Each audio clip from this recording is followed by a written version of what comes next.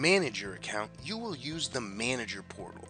In order to access the Manager portal, you simply open a web browser and enter your fully qualified domain provided by your administrator. After entering the domain into your browser, you will be taken to the login page. On the login page, enter your credentials provided by your administrator or click the new user link. Then enter your email address and extension, and your credentials will be emailed to you. After entering your credentials, you are taken to the home page of the Manager portal. On the very top, you will see a link to the Attendant Console. The Attendant Console interface consists of 3 panels. The Extension panel, which shows you other users' current status. You can also select queues, auto attendance, the call park zone. This shows calls that are currently parked and allows you to select if you would like the call dynamically parked, meaning it will go to the first available spot in the parking lot, or statically parked, sent to a specific call park extension.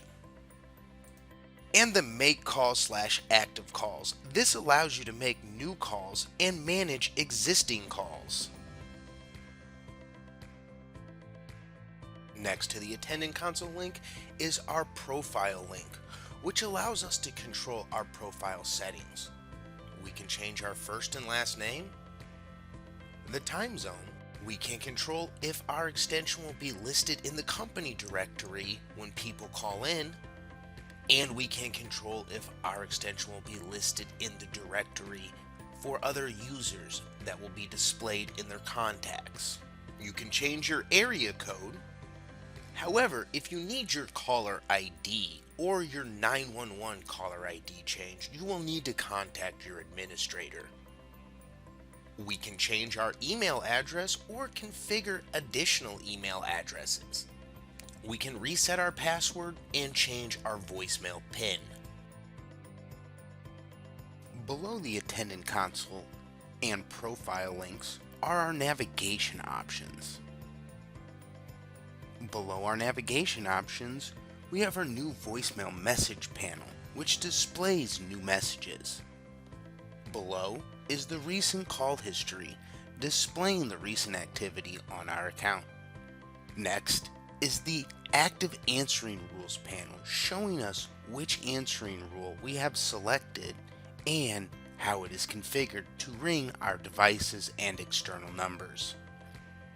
Below is our conference participants panel, which display how many people are waiting in our conference bridge, if any. Next is the active phone window, which will show you what devices are currently registered to your account.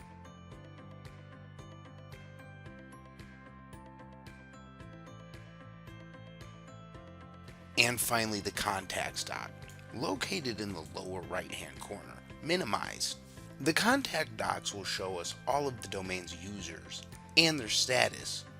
We can call the contact by clicking the call icon, or we can send them a chat by clicking the message icon. We can also filter the contacts that are displayed. To learn more about your contacts, watch the contacts video.